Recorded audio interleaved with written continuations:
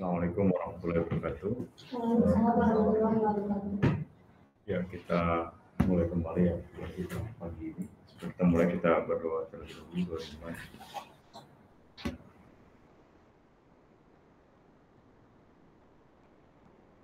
Selesai. Jadi sekarang kita masuk ke topik berikutnya. Intensitas karya dan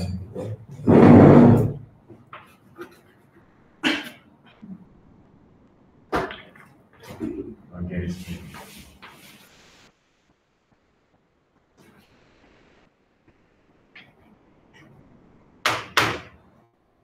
Ya, menggunakan AI.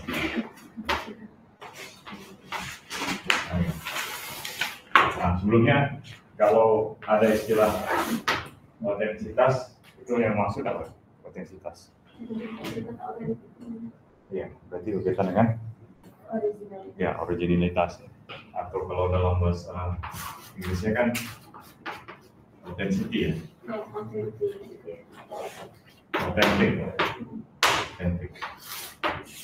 Authentic. Apakah karya kita itu asli atau enggak ya? Berkaitan dengan apakah karyanya asli atau apa istilahnya kalau di kita ciptakan ya. Bagian atau ciptakan kalau dalam bahasa Indonesia bagian. Kira-kira itu. Jadi materinya kalau kita gunakan AI untuk materi kita. Jadi yang pertemuan berapa nih? 10 ya? 11 ya. Nah, jadi yang pertama, kenapa perlu ini? Karena sekarang kita sudah pakai AI kan? Kita sudah pakai AI. Jadi semua nanti pekerjaan kita itu, kalian itu pasti bersinggungan dengan AI. Sedikit banyaknya pasti bersinggungan dengan AI. Kalau dulu kan hanya Google kan? Dulu perpustakaan buku kan? Nah, buku juga ada otentisitasnya, tapi AI ini yang agak sulit dideteksi.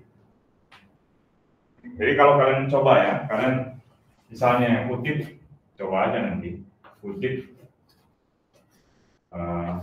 misalnya persamaan ya, ada persamaan atau kata ya, kalimat ya, di internet. Nanti otomatis itu bisa dideteksi apakah plagiat atau enggak. Coba aja. Ya. Dan ya, contohnya seperti ini, kita bisa lihat originalitasnya itu berapa. Dan kita bisa lihat bahkan persamaannya. Kalau persamaannya sering, itu diklaim dia tidak asli. Coba aja. Atau misalnya step-step. Kalau kamu modifikasi gitu, ada persamaannya, atau kata-katanya kamu modifikasi, dia agak sulit, dia paling deteksi sebagian aja. Tapi kalau ada beberapa persamaan yang stepnya itu mirip yang kamu buat, stepnya, step 1, step 2, step 3 mirip misalnya, ada berapa langkah, saya nggak tahu algoritmanya berapa ya, saya 3 langkah nih, maka dia kalau persis sama, dia akan dideteksi plagiat. Coba aja, akan dideteksi. Tapi dia sepertinya dia punya algoritma berbeda tergantung ini ya, aplikasinya.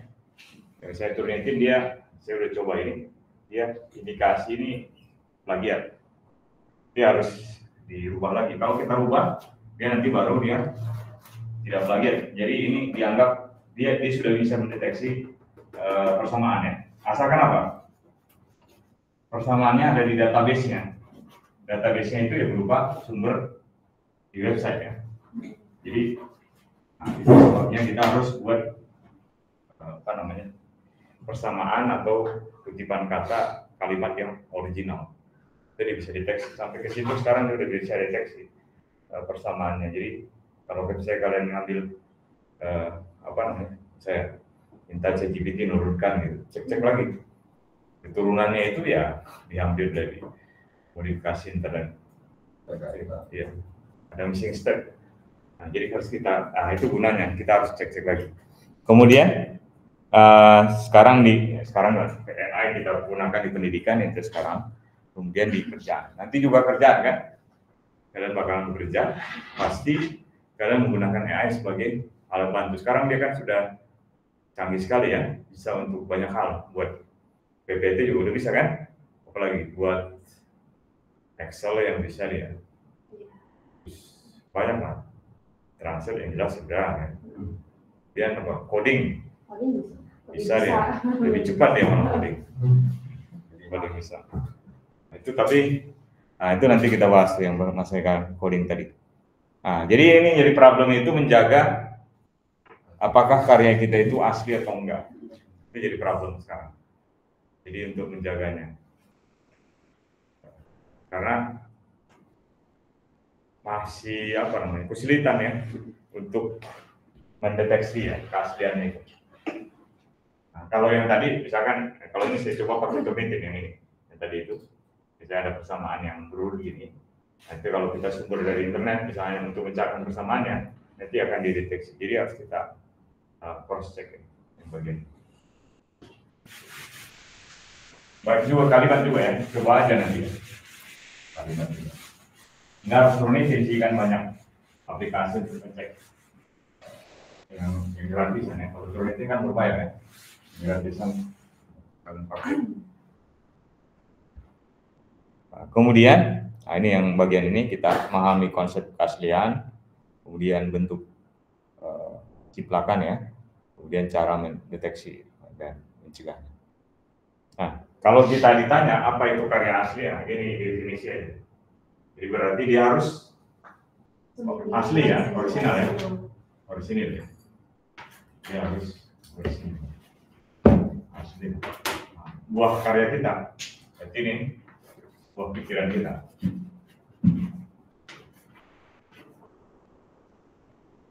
Pasti berbeda, tiap orang pasti berbeda, stylenya beda. Jadi nggak bakalan sama. Jadi ya, itulah unik manusia. Jadi setiap pikirannya itu pasti beda, nggak mungkin sama. Ya. Menjelaskan satu hal aja, jika saya atau siapa gitu, itu pasti berbeda penjelasan. Meskipun yang diajarkan itu sama. Kemudian, nah ini yang paling penting juga, kita harus kutip pertama di asli ya.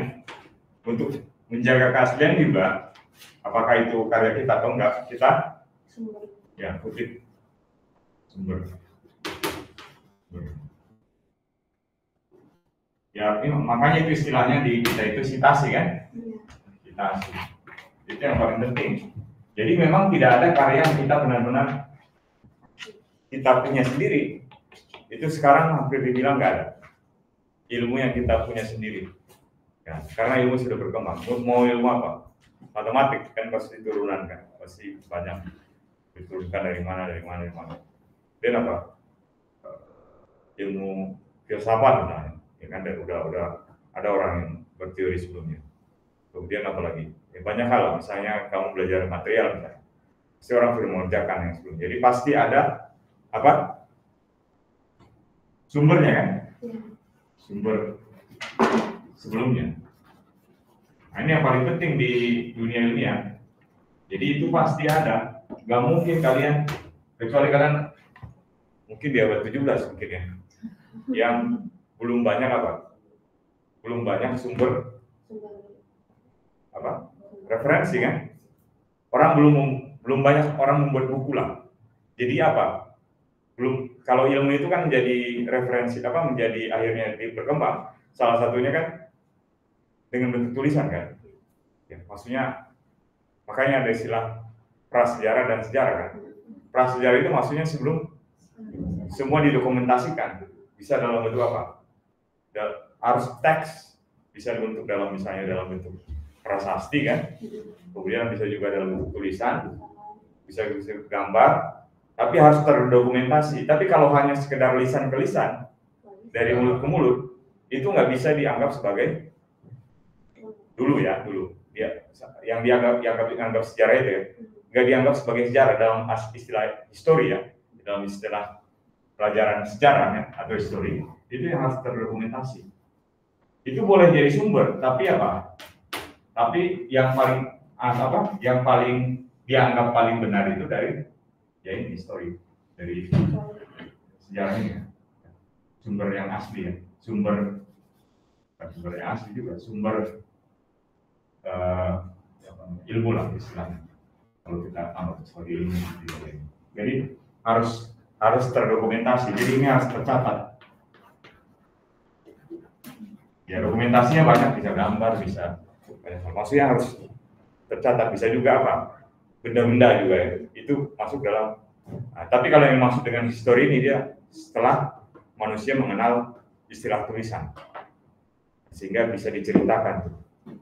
Jadi makanya zaman sejarah di kita itu, prasejarah itu berarti kalau di Indonesia itu mungkin abad-abad ya zaman-zaman itu kerajaan Kutai yang paling lama itu kan, prasastinya itu kan, nah itulah dianggap sebagai zaman awal sejarah Indonesia karena itu yang terdokumentasi. Mungkin ada sumber-sumber yang lain tapi belum ditemukan. Tapi kalau ada yang lebih lama lagi, maka itu kita anggap sebagai titik awal.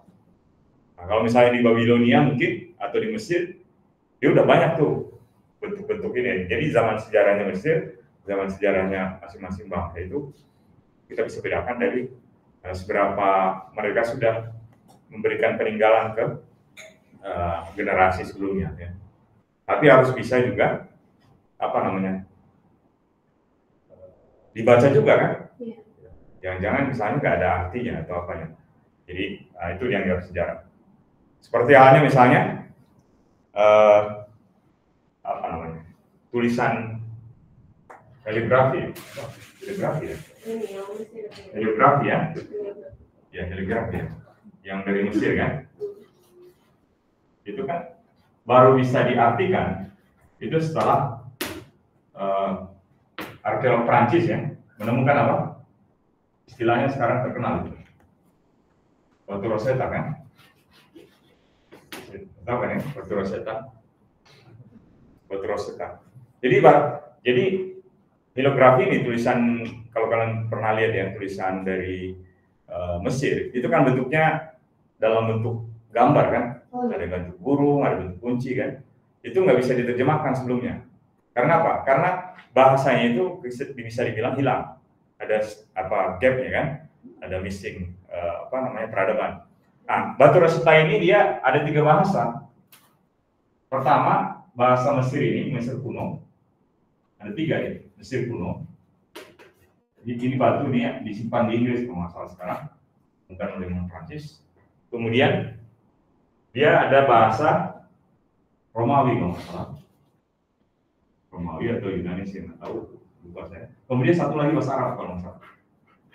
Nah, jadi kalau kita tahu ini kan, kita tahu bahasa ini, kan kita tahu jadi artinya kan. Jadi tulisan ini berisi peraturan kerajaan kalau nggak salah itu. Kemudian kita tahu bahasa berikutnya. Kayak misalnya kita tahu bahasa Indonesia kan, ada dua translasi, misalnya Inggris ya, bahasa Inggris. Kemudian di sini bahasa ya. Jadi kan kita tahu arti dalam bahasa Inggris kan, atau sebaliknya kan. Nah, ini juga sama. Jadi kalau kita tahu ini, Mesir ini, kemudian kita tahu bahasa ini, kemudian kita tahu bahasa ini, maka kita bisa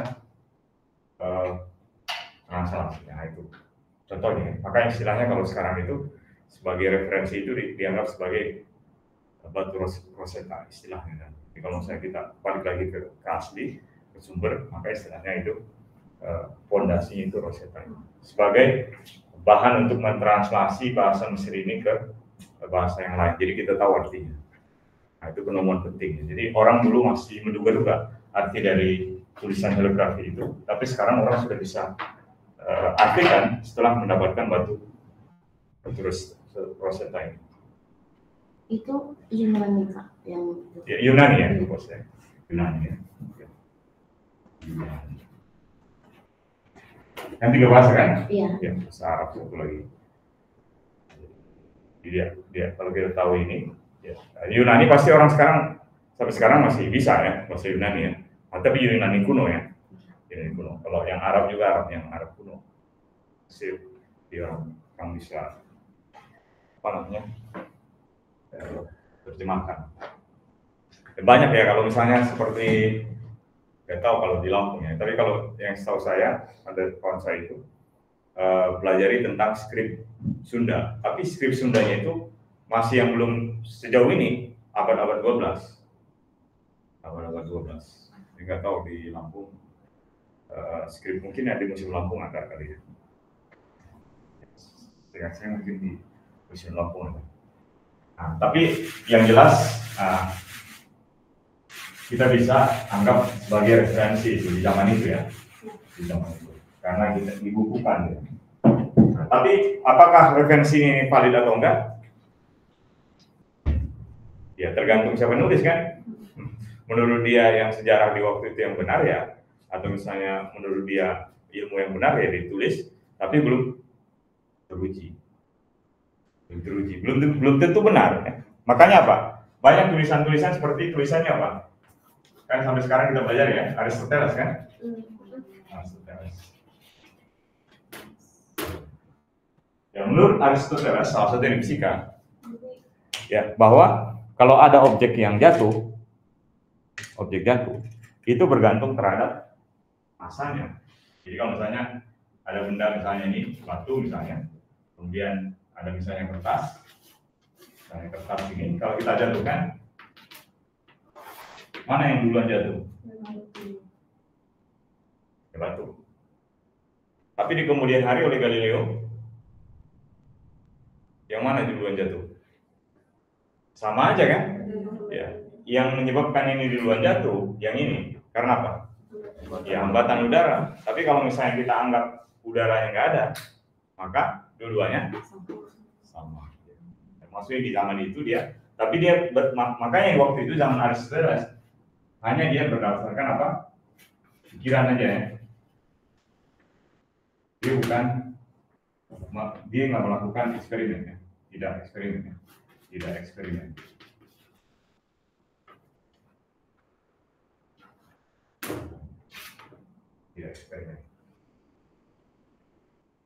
Di banyak hal lah cerita-cerita misalnya ada busur panah misalnya, busur panah ini. Nah, menurut Aristoteles, kenapa busur panah itu bisa dia meleset jauh? Karena kalau kita tembakan panah kan, itu kan dia bisa meleset jauh kan? Bisa meleset jauh. Nah, kalau menurut Aristoteles, itu karena di sini kan ada angin ya, udara. Menurut Aristoteles, itu udara yang di sini dia terdorong ke belakang, sehingga ada gaya dorong dari belakang sehingga dia lama dia. Menurut dia, tapi faktanya sama seperti itu nggak ya terjadi? Jadi udaranya terdorong, dia ke belakang. Enggak ya? Sama seperti yang tadi sebenarnya, sama seperti ini. Mirip sebenarnya analoginya seperti ini. Nah, menurut Ibnu Sina, di kemudian hari ya, Ibnu Sina. Kalau Ibnu Sina berpikir sebaliknya. Kalau misalnya nggak ada udara, abaikan udara, berarti geraknya ini akan bergerak terus kan? Ya kan? Kalau misalnya nggak ada udara kan, berarti sama seperti hukum pertama Newton kan? Kalau misalnya benda itu dia akan berada pada kondisi sama sampai dengan ada gaya eksternal yang merubah gerak dari benda itu kan? Sigma F sama dengan 0. Itu kan hukum pertama Newton. Ya itu mirip seperti yang disampaikan oleh Ibnu Sina. Jadi kalau Ibnu Sina bilang, kalau misalnya udaranya nggak ada, ya benda ini akan bergerak terus. Jadi bukan efek udara ini yang menyebabkan dia bergerak.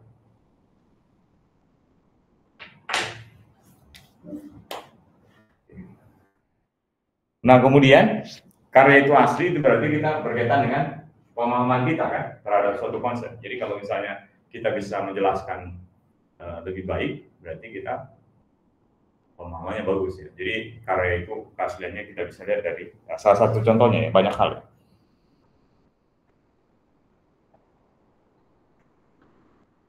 Meskipun ya kalau zaman dulu ya ada beberapa hal yang mungkin ya Jadi zaman dulu itu, saya akan dari beberapa buku ya. Zaman dulu itu orang memang rata-rata hafalannya kuat.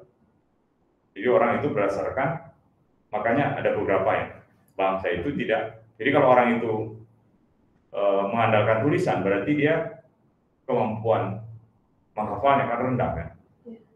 Nah, zaman dulu ya, zaman dulu. Sehingga orang berusaha untuk menghafal segala hal ya, sehingga banyak mungkin literatur zaman dulu itu nggak ada. Mungkin ilmu sebenarnya udah berkembang zaman dulu, tapi karena orang tidak terlalu peduli untuk membukukan atau membuat dokumennya, sehingga sampai sekarang banyak yang hilang ya, banyak yang hilang. Kalau di kita ada istilah apa? Kalau di kita banyak. Kalau dibukukan ada, tapi nggak terlalu banyak. Di bangsa kita itu nggak terlalu banyak. Jadi bangsa kita kalau bisa dibilang nggak tahu ya, mungkin ada beberapa hilang. Saya bukan juga ahli sejarah, tapi kita itu jarang menemukan dokumen-dokumen kita yang lama-lama, teks-teks yang lama.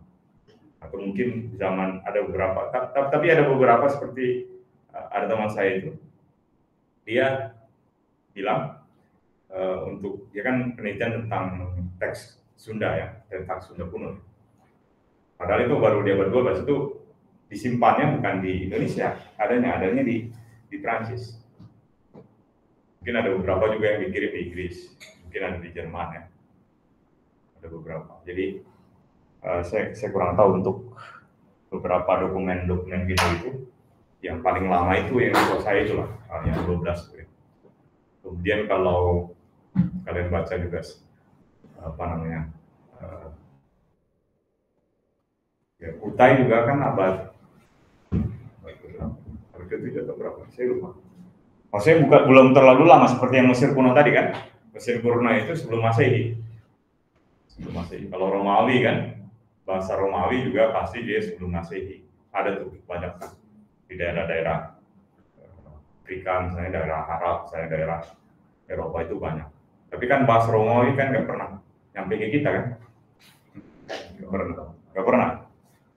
Yang paling tua teks yang paling tua di kita itu teks Hindu.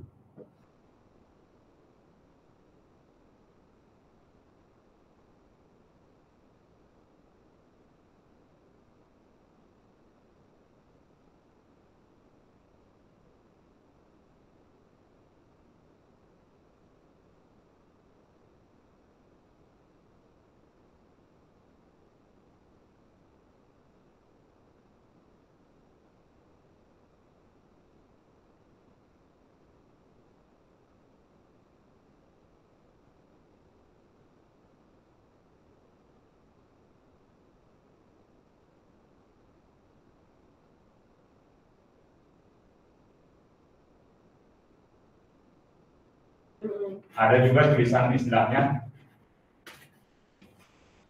udah dulu masih pelajar ini. Kemudian ada tulisan juga bahasa Jawi istilahnya. Ada yang bilang seperti ini kalau di Melayu, ada tulisan Jawi kalau di beberapa tulisan. Jadi kalau misalkan tulisan misalnya makan misalnya ya, makan misalnya seperti biasa kita tulis ini kan, ini makan. Tapi kan sebenarnya kan membahasakan bahasa Melayu dari dalam bentuk tulisan Arab. Zaman itu ya. Tapi berarti dia huruf hijaiyah cuma pakai bahasa Melayu gitu, Pak? Iya, bahasa Melayu.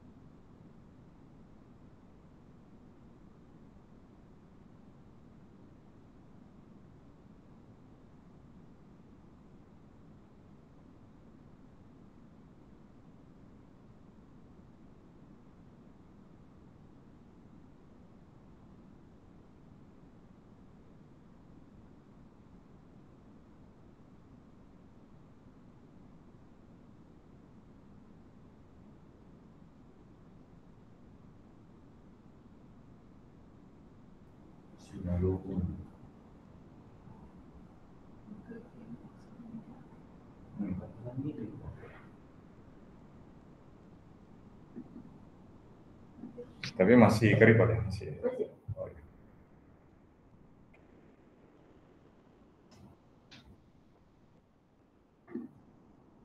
Oke, ya, masih kelihatan ya. Nah, itu ya. Jadi mungkin yang mirip-mirip ya. Tapi kalau setelah itu orang berkembang karena di daerah pesisir, maka ini bahasa ini yang muncul. Kemudian dituliskan dalam bentuk Arab, makanya aksara Melayu atau Jawi. Kemudian baru berkembang setelah pengaruh kolonialisme ya dari Eropa, maka kita mulai memperkenalkan sistem tulisan Latin, bahasa Latin. Makanya kalau kalian lihat ya, orang-orang zaman dulu, mungkin kalian masih punya kakeknya, tapi udah yang agak tua ya, itu mereka nggak bisa bahasa ini, banyak, tapi mereka bisa bahasa ini, nggak bisa. Jadi mereka menulisnya dulu dalam bahasa aksara. Jadi mereka itu nggak bisa dibilang buta huruf. Kalau di kita itu kan istilah buta huruf nggak bisa bahasa Latin kan, buta huruf Latin istilahnya dulu. Bukan buta huruf makna sebenarnya, tapi mereka mungkin bisa bahasa aksara daerahnya atau bahasa ini aksara. Jadi dua, jadi opsional. Jadi dua orang itu biasanya bisa menguasai bahasa ini, yang orang yang berpengetahuan ya di zaman itu, dia bisa menguasai ini sama ini. Dua bahasa ini. Biasanya daerah pesisir yang ini, tapi kalau daerah-daerah agak pedalaman yang biasanya masih mempertahankan teks asli dari bahasa aksaranya masing-masing. Misalkan ada Sunda, kemudian ada Jawa, kemudian ada Bugis dan sebagainya. Tapi biasanya pola-polanya mirip ya. Kalau yang aksara lokal ya, aksara lokal. Kalau ini yang pengaruh dari Arab. Jadi daerah pesisir pakai. Makanya kita ada keuntungannya. Sekarang ya, kadang kita menggunakan ini, kita tidak kesulitan untuk menggunakan bahasa asing. Jadi kalau seperti orang Chinese misalnya, atau dia orang misalnya Thailand misalnya, dia harus belajar dua skrip kan, belajar Latin juga belajar aksara lokal daerahnya. Nah itu PR tersendiri ya. Dan kita juga tidak ada aksen kan? Tidak ada aksen di sini. Maksudnya seperti halnya misalnya Latin juga, misalnya Prancis misalnya kan, itu misalnya Latin juga, tapi ada seperti ini, ada seperti ini bacanya ya. Ini kan lebih agak lemah ini, kemudian ada seperti ini, kemudian ada juga seperti ini. Nah, kalau kita nggak ada, aksara kita itu nggak ada. Dan kalau misalnya yang mirip seperti ini dipakai oleh orang Vietnam. Vietnam karena pengaruh Prancis dia pakai aksen juga. Misalnya ini seperti misalnya ini bahasa Vietnam. Di semua informasi pengetahuan aja. Oke. Nah sekarang kita masuk ke mengapa originalitas atau keaslian itu penting. Nah, balik lagi tadi ke integritas akademik. Jadi balik lagi ke academic integrity ya istilahnya. Integritas akademik. Jadi makanya keaslian itu pasti menjadi hal yang sangat penting. Jadi kita memegang teguh integritas ini. Jadi integritas.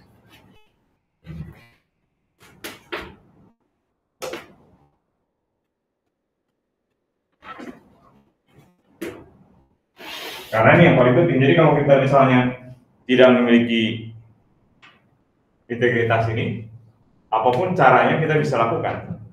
Nah, kalau itu kan sumber-sumber tadi kan bisa kita manipulasi sekali kan. Tapi kalau misalnya kita menjaga academic integrity ya, kita akan terhindar yang tadi ya, dari yang plagiarisme tadi. Kemudian apa lagi? Nah, dengan kita memiliki karya orisinal, maka kita kemampuan berpikir kritis kita meningkat kan? Jadi berkaitan dengan kemampuan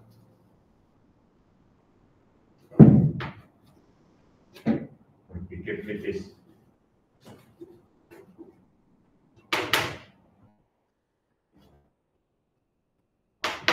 Dalam bentuk tulisan ya, makanya perlu kita membuat tulisan. Makanya kalau kalian dilihat sejarah, rata-rata pemimpin bangsa kita itu bisa menulis kan. Misalnya Soekarno itu, dia punya buku tuh.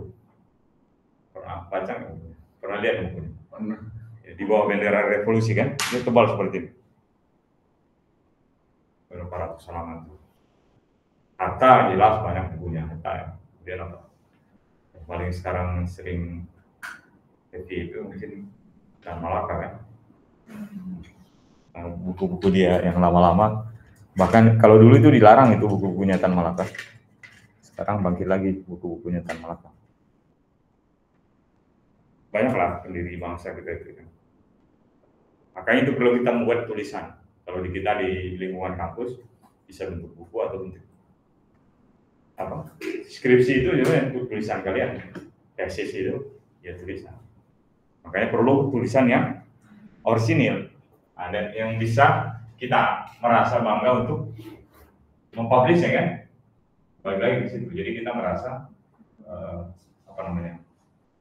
Istilahnya kalau dalam bahasa ya, karena kita buat karya kita, jadi kita memiliki bangga yang tersendiri untuk memberikan ke orang lain ya, sampaikan. Dan kutipan kita bisa dibaca orang lain juga, bisa dijadikan referensi. Tapi kalau tulisan kita itu tidak bagus, orang juga tidak akan mengutip, tidak mau juga melihat tulisan kita. Jadi ada yang menjadi sumber apa?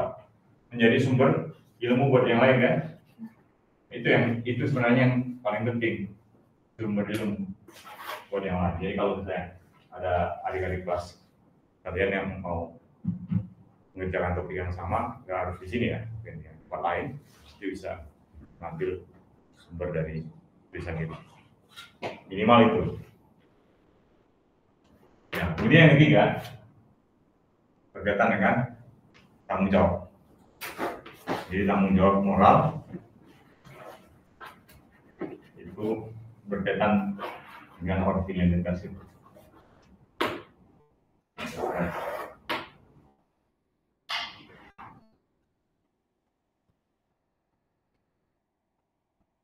Nah, itu sebabnya kalau kalian lihat ya, misalkan sekarang kan agak politis sebenarnya kan, tapi tokoh-tokoh politik itu kan berlomba-lomba untuk dapatkan gelar lebih tinggi kan, bisa master atau doktor kan, bisa master atau doktor.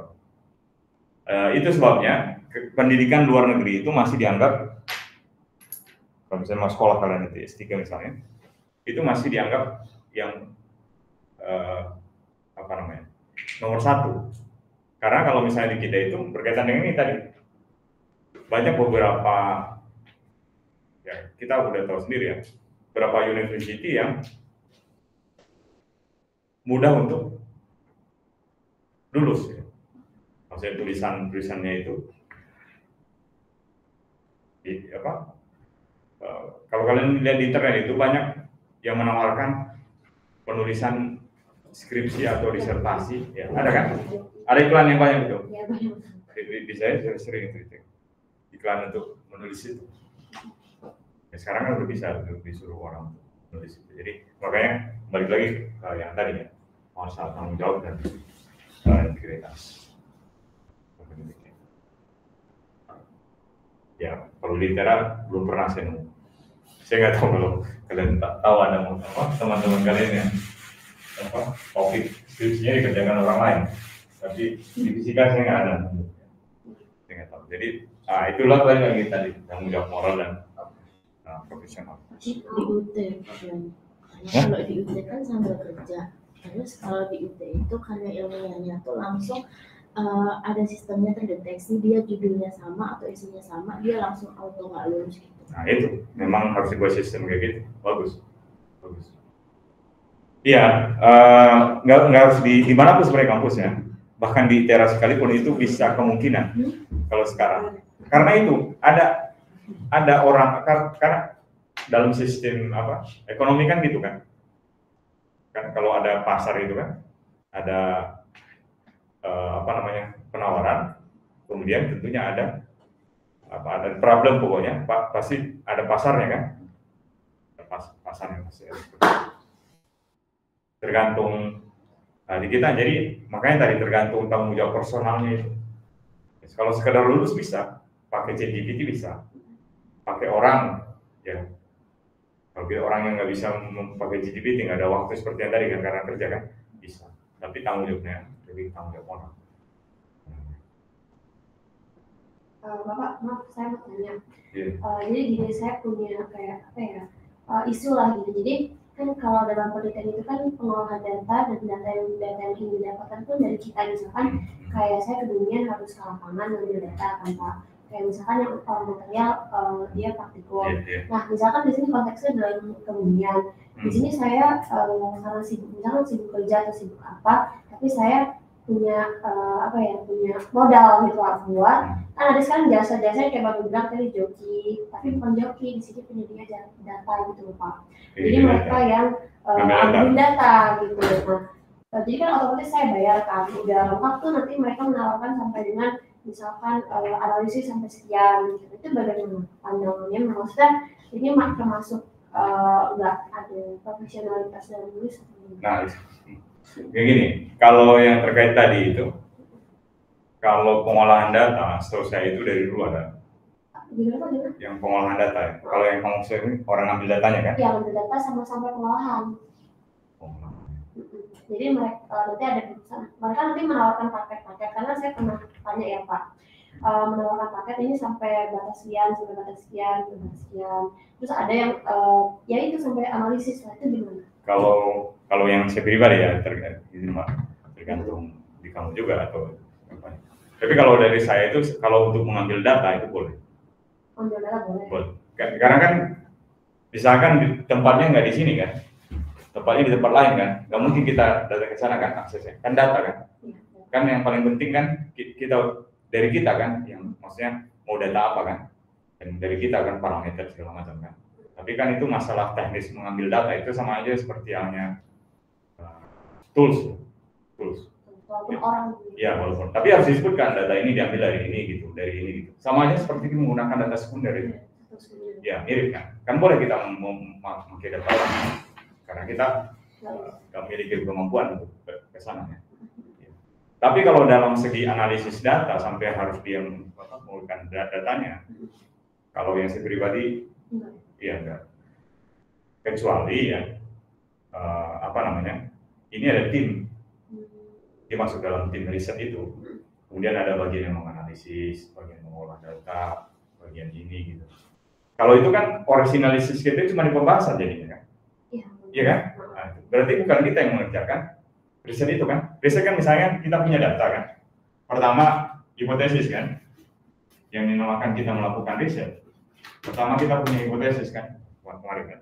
Kemudian kita bisa kita ambil data ini boleh kita sendiri yang melakukan pengambilan data itu, atau kita menggunakan data sekunder kan. Kemudian data ini kita olah kan, nah, kemudian data ini kita olah, kemudian kita bandingkan dengan hipotesis kita kan. Tapi kalau datanya sesuai dengan hipotesis, berarti hipotesis kita benar, bukan datanya kan. Data ini kita anggap benar ya, pengambilan data kita ini. Ya, jadi kalau misalnya datanya udah kita anggap benar tidak sesuai dengan hipotesis, berarti hipotesis kita salah. Jadi dalam riset itu yang paling utama itu eksperimen atau data ini. Eksperimen ini yang pertama. Nah, kalau misalnya data ini diolah orang lain itu boleh-boleh saja. Diambil orang lain itu tidak masalah. Seperti hanya misalnya di CERN misalnya. Di CERN itu kan nggak mungkin saya yang melakukan eksperimen di CERN itu, tapi apa? Datanya kan yang saya pakai. Tapi apa? saya masuk dalam kerjasama saling. Atau misalnya pada sisi lain, data ini memang saya nggak berpartisipasi dalam riset itu, tapi karena saya melakukan hipotesis untuk menguji data itu, saya izin ke orang yang mengambil data itu, maka data itu bisa digunakan. Tapi analisisnya tetap di kita, bukan di orang itu. Kecuali gini, ada analisis dia, kemudian ada analisis kamu, bandingkan hasil analisismu dengan analisis dia. Tapi tetap punya analisisnya. Karena yang paling penting itu kan analisis kitanya, bukan dianya. Kalau dianya kan berarti dia yang mengerjakan ya, tinggal kita menulis kesimpulan dan pembahasan. Nah, di situ. Jadi sampai di analisisnya itu harus kita pengolahan datanya, pengolahan data. Kecuali advice ya, kalau advice nggak masalah. Jadi advice itu tapi harus kita sertakan juga di dalam itu kita, tulisan kita, bahwa kita itu di advice oleh misalnya perusahaan ini atau lembaga ini gitu, atau orang ini gitu, dinyatakan gitu. Itu masalah info.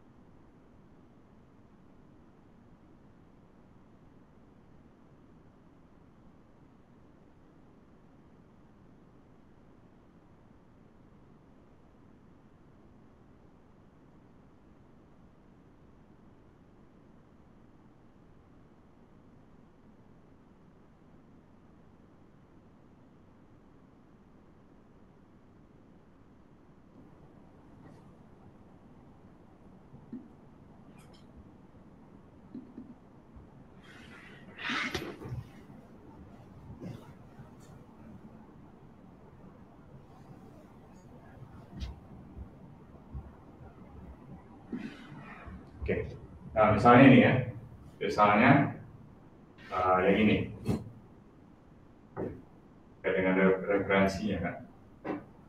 Ini digital object identifier. Seperti itu di sana. Terus di sini itu saya ada miss nggak menyebutkan publisher name ya kan. Jadi please provide publisher name and city. Publisher name-nya udah, tapi city-nya ya udah.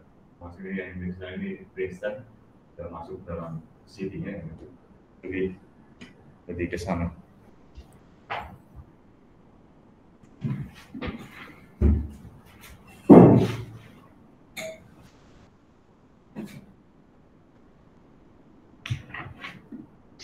Nah, sekarang kita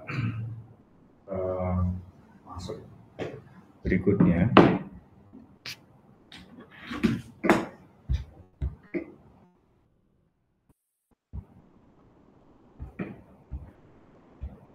Nah, jenis plagiarisme ya kan? Bisa langsung berarti apa? Kalau langsung kita ambil mentah-mentah kan? Kita ambil, waduh, ini. Kemudian ini potongan-potongan yang mozaik itu dia potongan-potongan.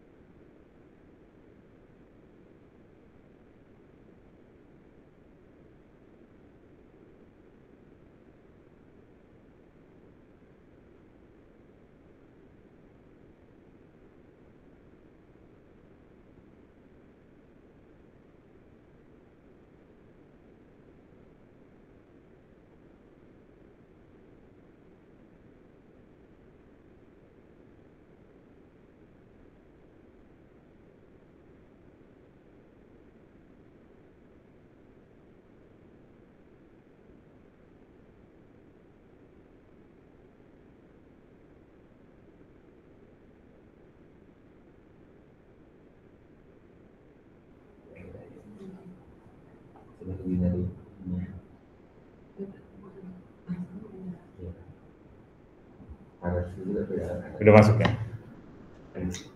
Ya.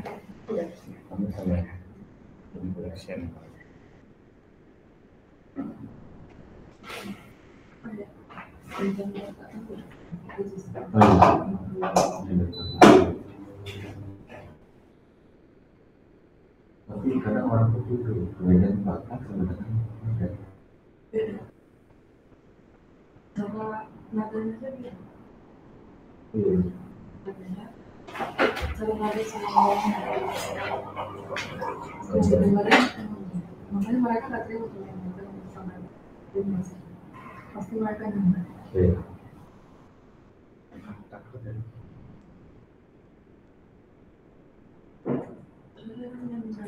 kadang sudah keluar yang berselisih ada baca katanya ada lagi langsung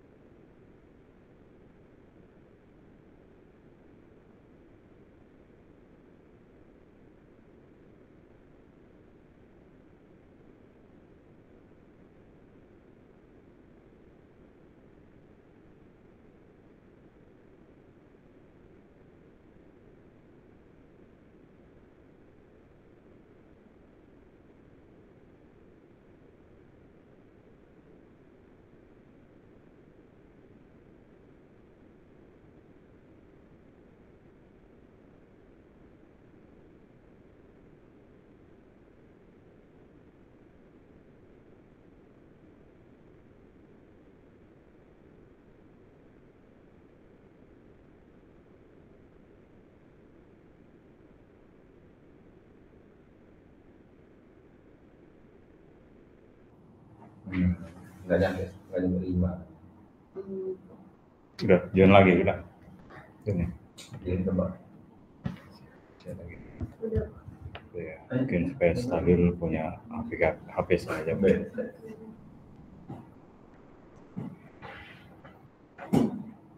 Ini 150 bulan. Bahkan di UT tuh AI itu udah masuk ke ini Pak, syarat kayak alternatif gitu. Oh kayak iya. ininya. Oh, masuk ke syarat itu ya. Minimal kedetek AI-nya berapa gitu. Kayak terlihat. Berkayak begini. Iya. Tapi penelitian itu datanya kan dari beberapa sampel data-data ini kan. Dari internet juga. Dari internet. Artikel kayak blogspot, Ya. Wikipedia. Jadi ini langsung ngumpulin data-data semua. Dari sampai di mana sih orang ini mau.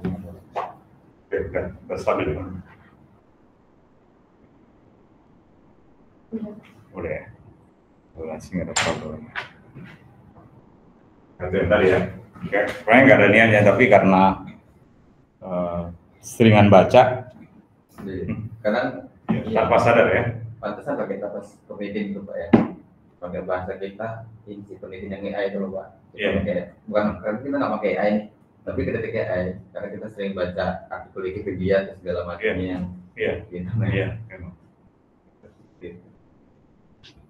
Dari segi bahasa literaturnya mungkin dari situ banyak. Iya. Nah, misalkan ini ya, problem misalnya. Contohnya, ChatGPT kan, kayak sekarang kan. Ayo Pak, Iya kan? ada kemungkinan nggak Pak artikel yang kita baca Iya. itu bisa juga kalau kita cari di AI juga bisa pakai bahasa dari artikel-artikel Scopus dan lain-lain itu nggak apa-apa? Bisa.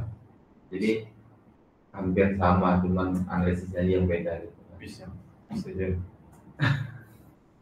Kayaknya susah juga ya.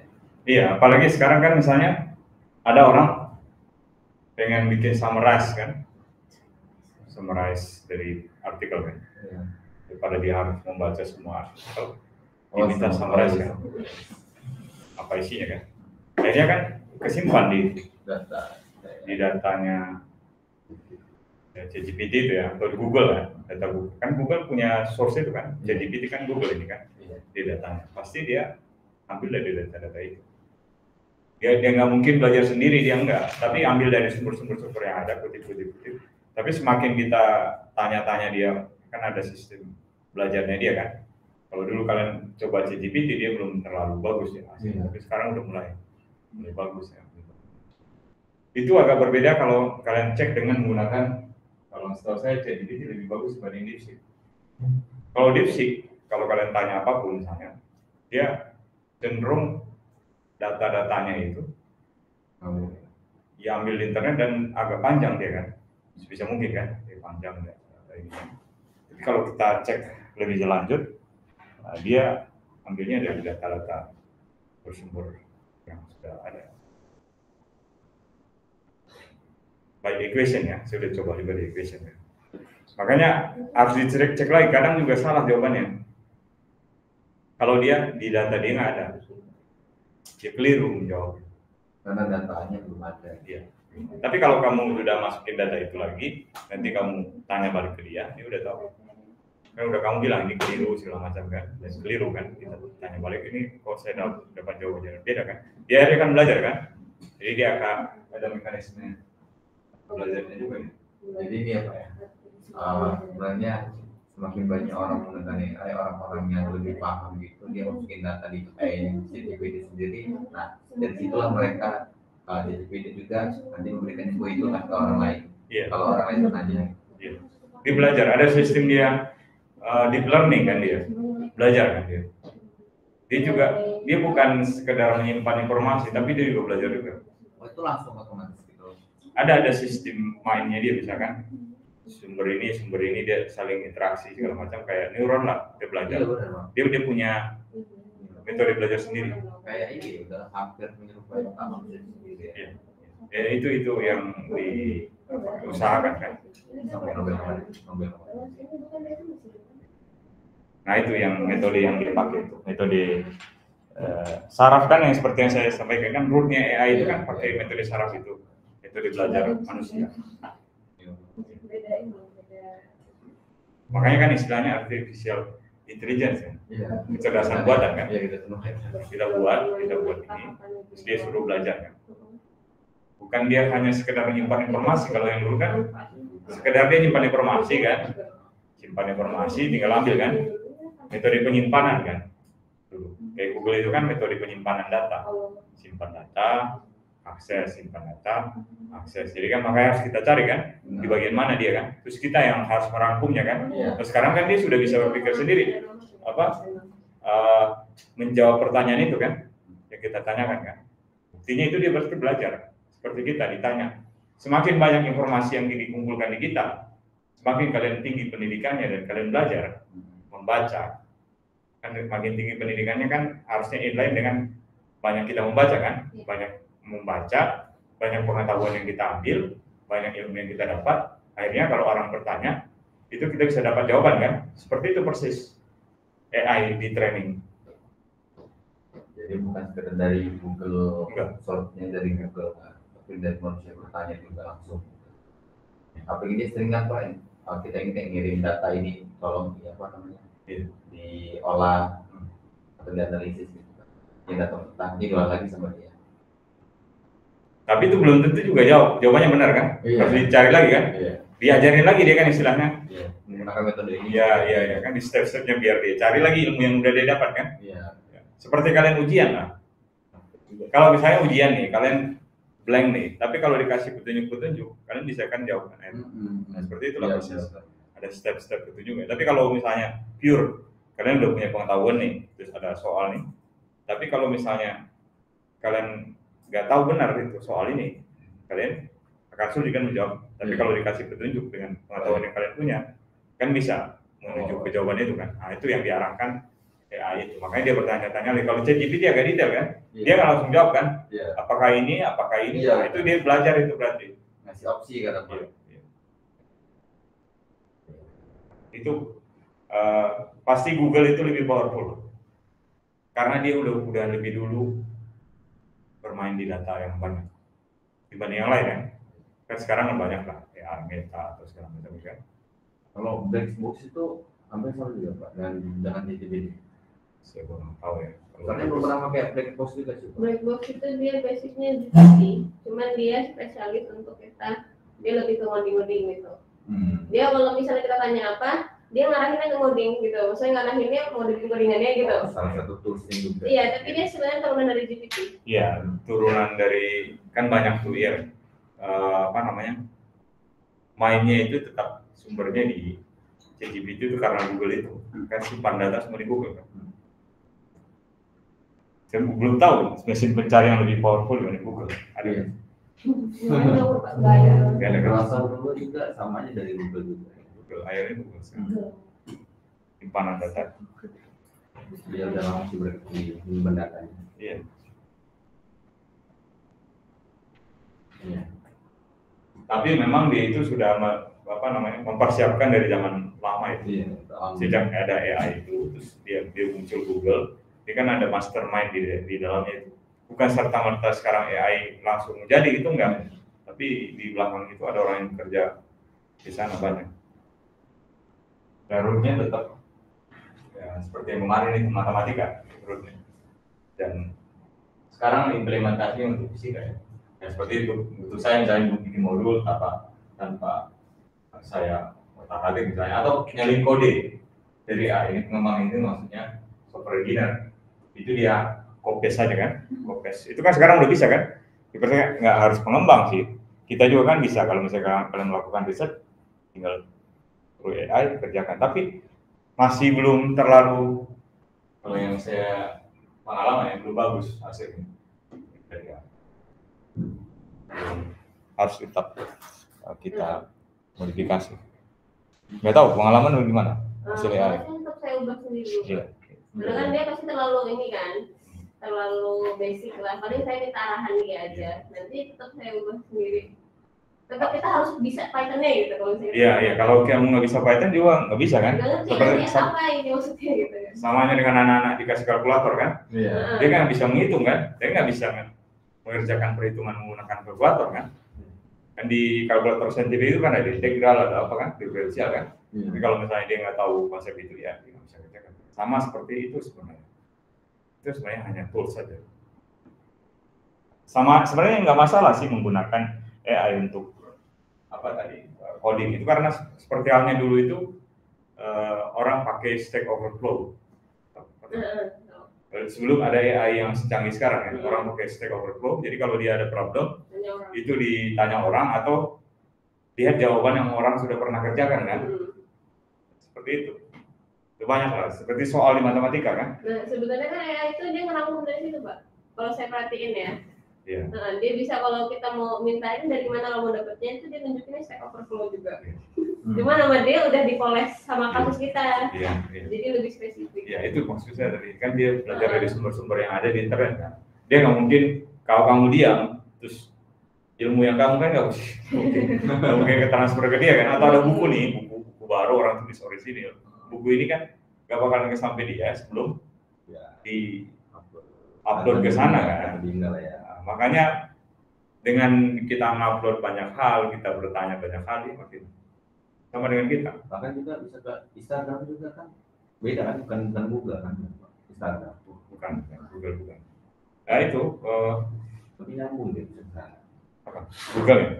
Iya Pak. Nyambung kan.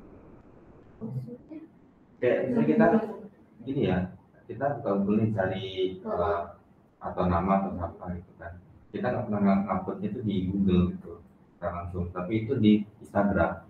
Nah itu nanti Google itu iya referensi atau kalimatnya itu muncul di situ. Ya, tapi dia iya kita tapi kita tetap masih mencari tadi di Google. Makanya Google tuh baca data gitu. Bisa juga, kan dia kan sifat semua ada Google interaksi dan internet itu. Satu lagi itu akun Gmail kamu itu pakai di Instagram itu akun Gmailnya Gmail nggak? Google kan? Beda Pak. Kan Gmail apa? Jadi ya akun Gmail, akun Google itu misalnya kita carinya pakai akun Etera gitu kan. Ya, tukang internet itu kan Google. Iya itu yang di Instagram itu akun mungkin ya umum lah gitu loh Pak. Maksudnya itu nyari Iya, tapi tetap akun Gmail. Iya, akun Gmail. Iya, berarti tetap bisa Iya. muncul karena tetap Iya. dari Google. Google juga. Tapi kalau Instagram dikunci nggak muncul pada Nggak ada yang muncul. muncul misalkan username lah Oh gitu iya. saya. Oh itu memang Ada- sistem itunya. Sistem apa namanya? Sistem Instagram juga, Script juga. Oh, berarti bagus sekali. Iya, Script juga. Tapi contohnya gini ya Pak, kayak yang simpel gini di Mavi kan ngupload apa, nanti ada misalkan Instagram ya. karena nama kita kan yang muncul di situ karena dia akun Mavi itu enggak. Iya, sistem keamanan dari masing-masing aplikasi kan ada. Wah, Bisa kamu juga ada. batasan. Kecuali mungkin sistem keamanannya lost, itu bisa diakses siapapun ya. Maksudnya tidak hanya Google atau siapapun yang mau intervensi bisa. Tetap ada sistem keamanan dari masing-masing aplikasi kan. Ya. Jadi seperti WhatsApp lah kan. WhatsApp ini apa segala macam itu kan dia punya keamanan sendiri, nggak bisa diakses orang lain. Ada enkripsinya sendiri. Tapi yang umum yang memang sekedar nama segala macam gitu kan bisa muncul kan, Iya. sekedar umum aja. Mungkin itu hanya level itu yang diberikan oleh apa namanya aplikasi itu untuk. Makanya ada beberapa aplikasi kan harus masukin ini dulu kan yang keamanannya super canggih, sangat tinggi. Nggak bisa ditembus, harus masukin dulu kan login segala macam baru kita bisa akses kan. Nggak bisa langsung akses dari Google karena dia punya keamanan sendiri. Nggak bisa langsung dicari.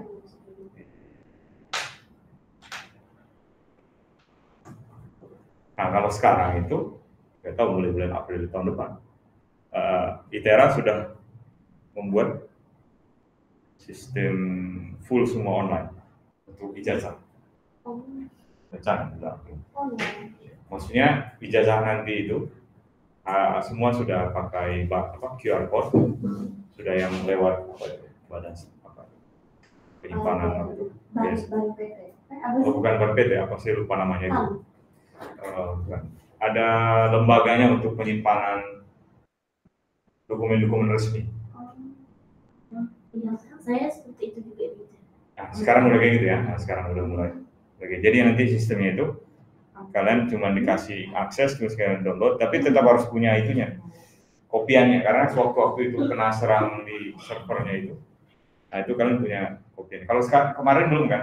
Belum kan? Siapa yang paling terbaru? Sekarang 2000 sama ya, rencana bulan April tahun depan ya. Kita sudah pakai itu. Nah coba ini yang soal yang problem pertama. Ya, misalkan saya pakai AI kan untuk modul ya atau pembelajaran gitu, tanpa saya sebutkan misalnya. Semuanya seluruhnya kan transparan misalnya. Ini etis atau enggak kira-kira? Sekarang udah mudah kan, saya tinggal bikin modul segala macam.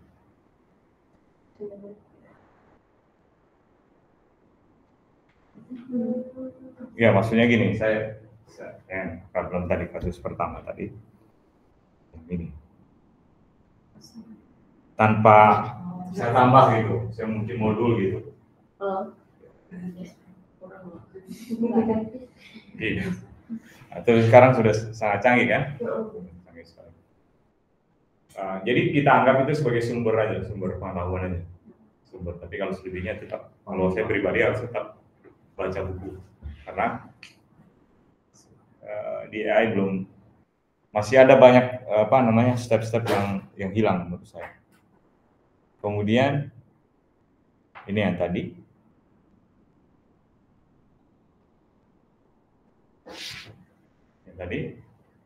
kode dari AI apa harus dikutip atau sebutkan ini hasil dari AI? Kira-kira. Kalau dari saya pribadi nggak apa, karena kita nggak bisa benar-benar mentah pakai dari AI langsung kita jalanin itu nggak bisa. Jadi tetap pasti ada campur tangan kita juga. Walaupun sedikit ya. Jadi ya apa bedanya dengan ini nih, hampir semua programmer itu sebenarnya ngeliat kode orang Pak. Nggak mungkin dia ngebangun dari awal sendiri kan. Gitu. Tapi banget kalau dari awal. Ya tetap seperti itu, tapi lebih kalau saya pribadi itu lebih ke ada bug nih. Atau bisa cari AI. Iya, ini ada Pak. Bahwa sama aja dengan dulu kita tanya ke teman kita dulu, Iya, benar. kan? Atau kita cari di Stack Overflow atau sekarang lebih cepat. Jadi efisiensinya makin meningkat. Jadi problem yang dulu mungkin berhari-hari sekarang dalam hitungan jam udah 2 menit mungkin bisa. Nah ini yang jadi problem itu yang membedakan bantuan dan plagiarisme di kode. Kalau open source itu mungkin tidak ada problem ya, karena kan bilang ini open source kan untuk semua. Tapi kalau kita anggap itu kode kita sendiri, nah itu masalah tadi, masalah integrity aja. Dari misalkan ini kita bikin software, tapi hasil AI sendiri, kan bisa kan tadi kan? Kita bisa AI sendiri tanpa ada campur tangan kita pribadi, itu masuk plagiarisme atau enggak? Plagiarisme. Iya. Kalau misalnya ini. Ya kan kita jual juga aplikasinya kan bisa kan? Bikin aplikasi kan sekarang kan bisa pakai Android kan bisa bikin Androidnya kan? Bisa. Tapi nanti kalau problemnya seperti itu, kalau sampai harus dikomersialisasi atau dipakai orang lain, kalau nanti ada bug atau apa itu kita akan kesulitan karena kita bukan kita kan? Bukan kelihatan lah originalitasnya kan? Ya, tapi kalau kita hanya menggunakan itu sebagai bantuan, kita kan ngerti step-stepnya kan, berarti kita ada problem, kita cek lagi, jadi tetap di kita buat pikirannya. Nah, jadi nggak ada masalah kalau seperti itu. Jadi, kalau sampai dia mengerjakan semuanya ya, nah, contohnya ini ya, contohnya deteksinya kalau bisa lihat ya, Turnitin, GT.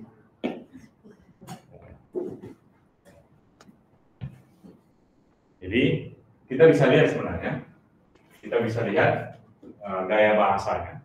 Kalau misalnya terkait dengan keaslian atau enggak, kemudian konsistensi penulisannya sama struktur kalimat. Jadi kalau kalian sudah biasa menulis, misalkan ada nih topik yang dikerjakan, sudah biasa seperti itu bahasa tulisannya, orang bisa menilai apakah itu hasil dari AI atau tidak, tanpa harus melihat yang tadi ya, plagiarisme. Konsisten nggak tulisannya, gaya bahasanya sesuai atau enggak. Nah, kemudian kalau di bagian di saya itu lebih ke intuisi, karena mungkin lebih lama mungkin saya mengerjakannya atau pengalaman pribadi ya, dia akan bisa di situ untuk mengeceknya.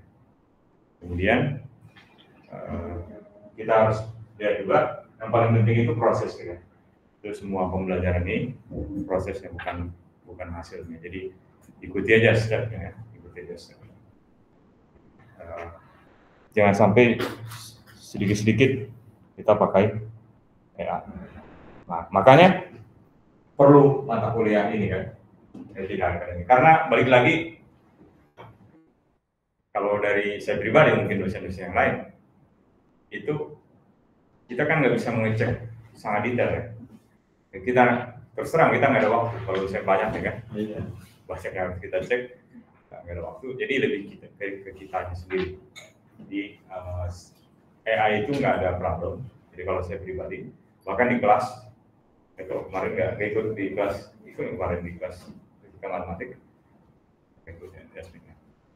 Jadi ikut di fisika matematik kemarin, saya suruh mereka mengerjakan pakai AI, cek AI karena ada integral gitu.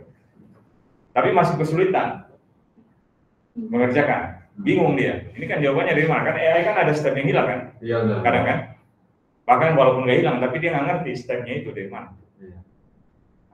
Balik lagi ke pengetahuan itu. Jadi kalau seperti yang tadi ada dikasih kalkulator anak kecil, tapi karena dia tidak tahu berhitung, maka dia tidak bisa. Begitu juga AI, secanggih apapun AI, tapi kalau kalian nggak paham topik itu, nggak paham, kamu tanya dia seperti mesin pencari aja sebenarnya Google. Jadi ada orang punya Google, semua orang kan punya Google kan dulu ya. Tapi siapa yang bisa dapatkan benefit dari Google? Ya orang yang berpengetahuan kan. Jadi berkembang lagi dia, berpikir kritisnya berkembang lagi, dapat informasi, bahkan dia dapat keuntungan dari menggunakan Google itu kan. Kan orang bisa pakai apapun ya, bisa desain, bisa apapun yang menggunakan Google, bisa translate, bisa ini segala macam dari Google itu. Padahal sebenarnya akses pekerjaan kan dari sana. Dibalik lagi ke kita, jadi kita sendiri yang harus memperkaya pengetahuan kita dengan apa? Ya, ikut membaca, ikut kuliah, membaca artikel yang asli. Dari artikel yang asli itu membuat kita berpikirnya runut. Kenapa? Makanya kalau kalian lihat di podcastnya Raditya Dika kan penulis, tahu Raditya Dika? Semua tahu kan? Komedian, terus penulis juga kan? YouTuber juga. Nah, dia bilang, kenapa banyak orang yang nggak suka baca kan? Padahal membaca itu salah satu apa? Salah satu hal yang sangat mewah. Kenapa mewah? Bayangkan aja katanya. Rangkuman dari yang dia pelajari itu dirangkum jadi sebuah buku. Jadi dia belajar nih, saya misalnya belajar kan, belajar. Saya belajar selama 4 tahun misalnya. Itu saya akhirnya bikin buku atau skripsi atau buku. Itu dirangkum dalam sebuah buku kan. Buah dari saya belajar mati-matian tuh. Riset, data. Itu kan satu kemewahan tuh.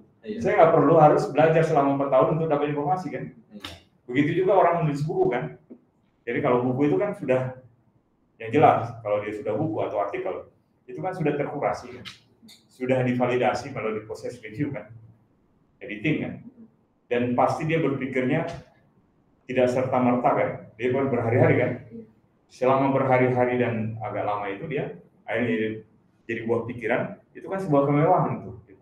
Kita nggak perlu harus belajar lama kan untuk mendapatkan informasi itu kan. Nah, itu kata dia sih. Jadi makanya kita harus tetap belajar dari teks asli. Begitu juga misalnya skripsi kalian atau tesis lah. Dari kalian belajar selama 2 tahun dapat informasi, kemudian kalian tuangkan dalam riset, kemudian dapatkan hasil. Jadi hasil itu kan tidak serta-merta kan. Jadi kalau ada orang membaca itu sebuah kemewahan buat dia untuk tidak skip ya, melakukan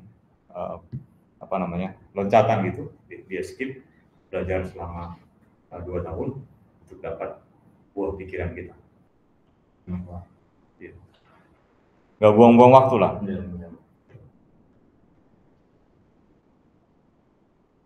Itu yang pertama. Kemudian apa? Apa gunanya sebenarnya kuliah? Karena masih Iya. Kalau kuliah langsung, jadi ada agak berbeda dengan kita membaca. Kan, saya punya buku referensi kan, saya baca kan, kemudian saya jadikan kuliah kan. Itu juga sama seperti. Jadi materi yang harusnya di buku itu misalnya bisa 3 bab sama 4 bab. Kalau kita baca itu bisa mungkin berhari-hari. Itu kan hanya disingkat dalam sejam, 2 jam atau 3 jam kan. Nah itu juga sama. Makanya kita perlu ya belajar lewat secara langsung. Jadi ada informasi yang mungkin tidak dituangkan di buku, itu ada muncul sewaktu kuliah. Ya kan? Iya betul. Tidak semuanya sudah Nggak bisa. Apalagi bahasa yang formal itu kan udah tersusun gitu. Iya. Step-stepnya itu udah ada. Beda kan orang otodidak belajar gitar sama kursus seninya kan beda. Makanya itu orang masih kuliah di kampus kan? Meskipun UT udah menerapkan online kan? Itu kan hanya keterbatasan masalah akses pendidikan ya dulu ya. Misalnya guru-guru kan harus belajar, tapi mereka kesulitan untuk langsung datang ke tempatnya kan. Makanya ada istilah dulu pakai modul kalau sekarang udah pakai internet. Dulu masih ada istilah modul-modul info dikirim kan ke daerah-daerah itu. Ya saya dulu kayak gitu dulu. Ada istilahnya program belajar yang jauh. Sekarang udah lebih unggul lah untuk program belajar online itu dibanding kampus-kampus lain. Jadi pas COVID ya UT udah nggak jadi masalah karena dia memang udah menerapkan itu.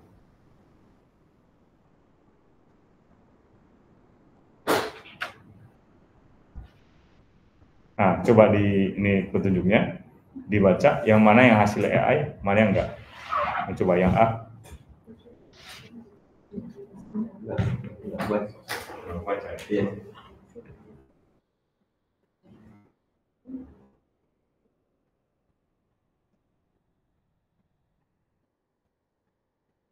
Ini yang pertama.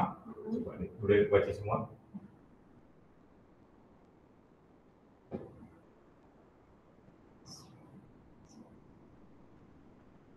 Oke. Kita masuk ke yang teks yang berikutnya.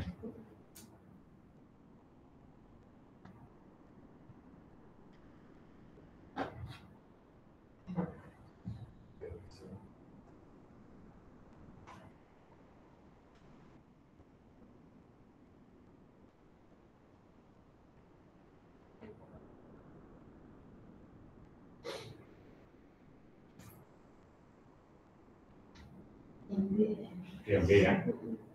Yang B, kemudian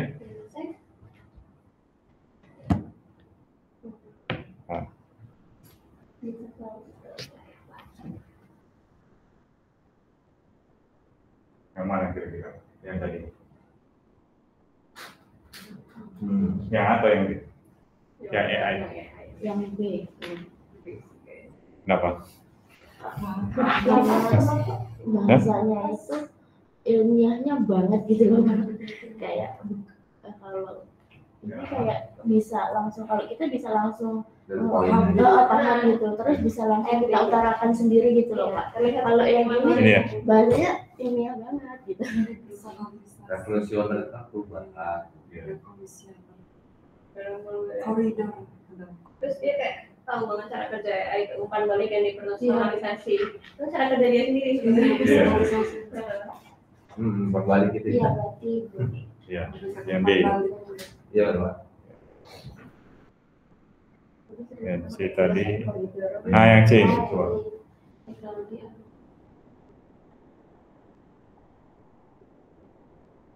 Ini kita lihat. Kita dulu. Ada perbandingan Pak? Perbandingan. Yang A, B sama C. Ini yang A sama B tadi. Sama C ini tadi. Kuasa ini.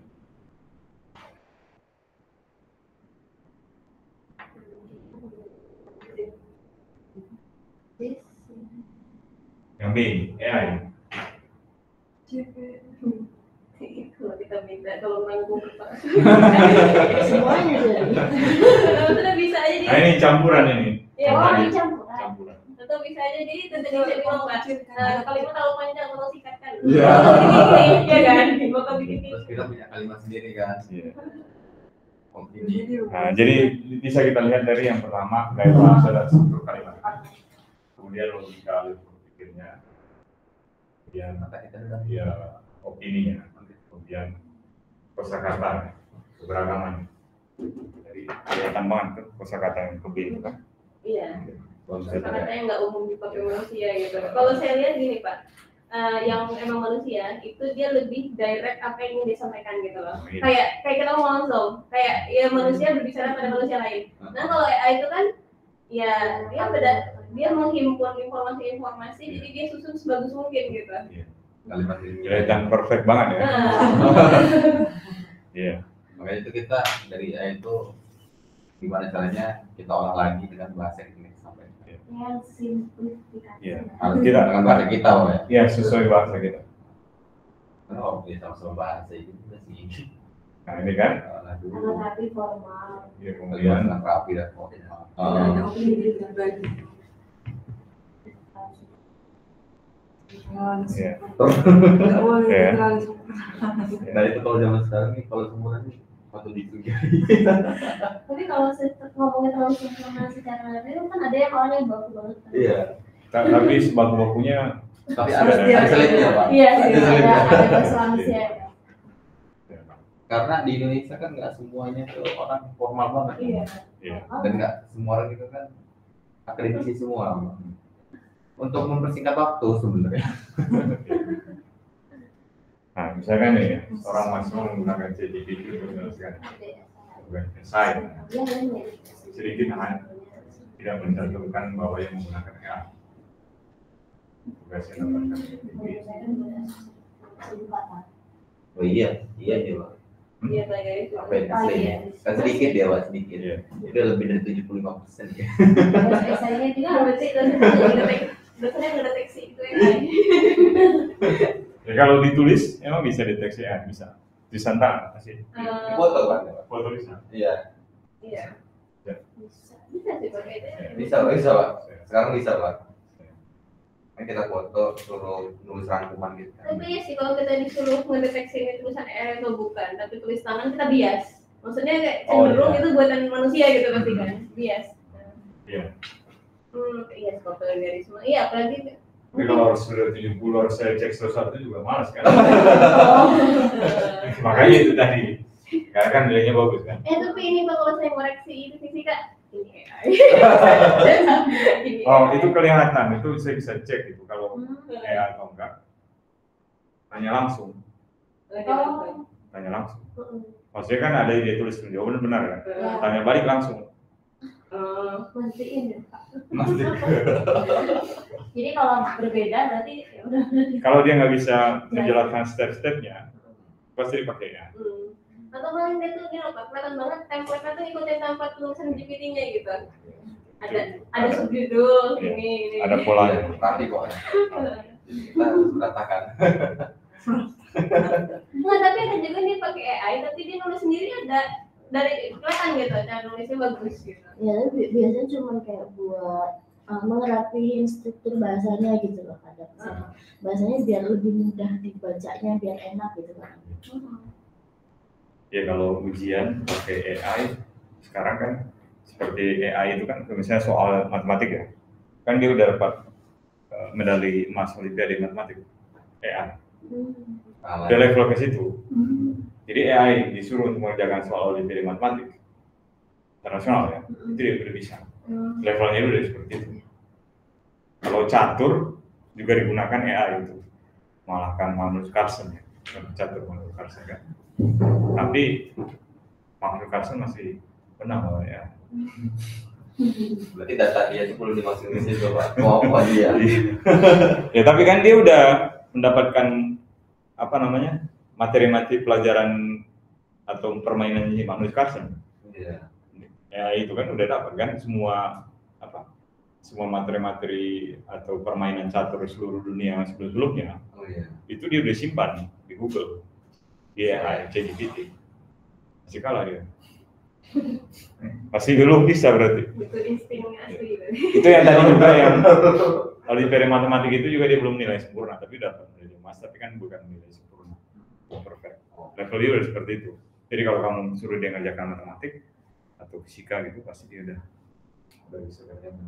Tapi balik lagi tadi, kalau yang saya pribadi, itu bisa dicek dengan langsung. Kalau tulisan itu kan bisa jadi modif-modif kan? Modif lagi, terus apa? Bisa. Itu agak kesulitan untuk deteksi itu ya, atau enggak. Apalagi harus cek satu kan? Iya. Cek satu. Bayangkan itu saya harus cek 5 lembar misalnya soal ujian. Saya TPB ya, 70. Jadi berarti 5 lembar 350 saya harus satu scan satu. Ya, enggak. Jadi lebih ke sana tuh. Akhirnya dari pengalaman aja. Dia sekilas, oh ini pasti bisa kelihatan. Atau tanya langsung di random aja. Kita kan bisa bikin sampel kan, kasih random gitu. AI atau enggak. Oke, kalau di TPB sekarang, kuis itu nggak boleh pakai ini lagi. Nggak lewat rumah lagi karena kan kalau pakai rumah pasti mereka ChatGPT kan, karena nggak real nanti, apalagi nanti kalau suruh ujiannya online dari rumah tapi bukan dari ITERA kan.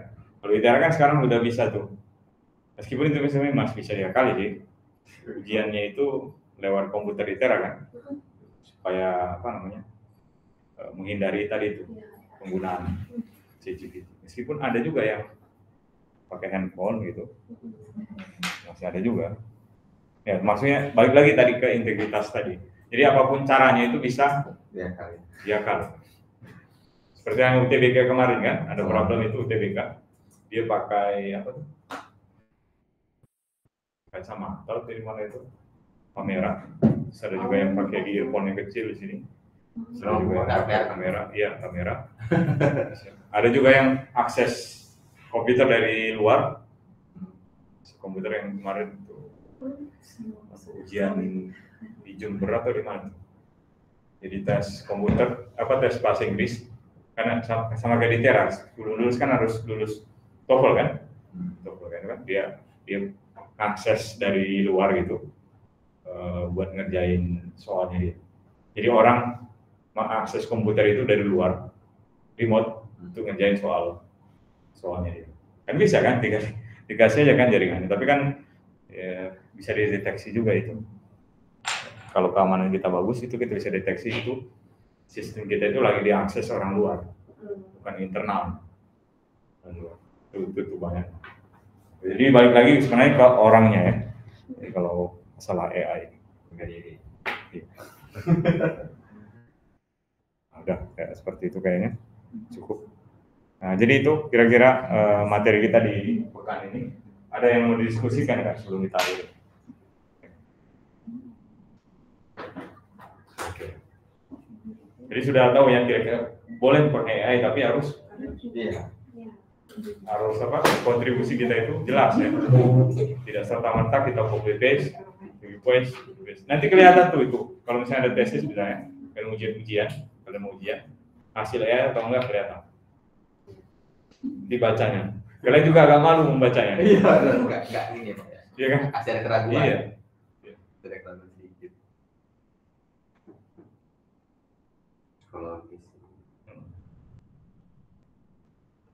Kalau saya terus terang udah pernah menguji, saya lihat itu hasilnya itu hasil AI. Karena saya uji di sidang, itu dia nggak bisa jawab, dia yang ditulis. Padahal itu iya. Dia tulis. Di bagian pembahasan biasanya gimana itu Pak? Mulai dari bagian apa? Pendahuluan ya. Pendahuluannya kan berarti dia copy paste kan.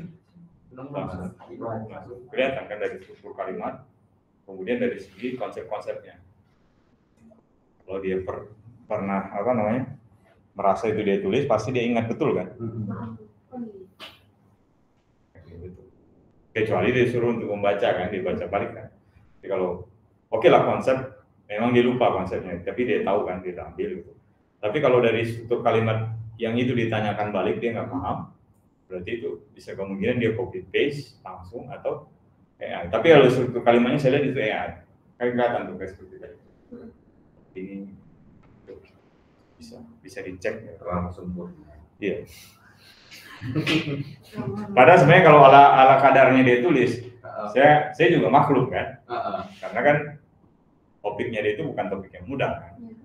Saya juga paham, maksudnya itu nggak semudah itu. Tapi karena dia membahasakan bagus gitu, kita kan mulai curiga kan, benar nggak itu? Kalau ini di tahun 2007-2008 kalau bagus, berarti ini ya. Maksudnya kita kayak uang gitu loh. Oh iya, berarti dia ini kalau sekarang kan udah agak curiga kan. Bingung juga ya Pak kalau kerjain memang asli nggak pakai. Dan kita udah tahu kemampuan dia maksudnya. Iya benar. Iya kan. Masalahnya kan, misalkan saya pernah ngajar kalian misalnya kan, saya menguji kalian kan, saya pasti tahu bahasa kalian apa kan. Iya kan, sedikit banyaknya meskipun saya bukan pembimbing kan. Iya kan. Dari situ ketahuan.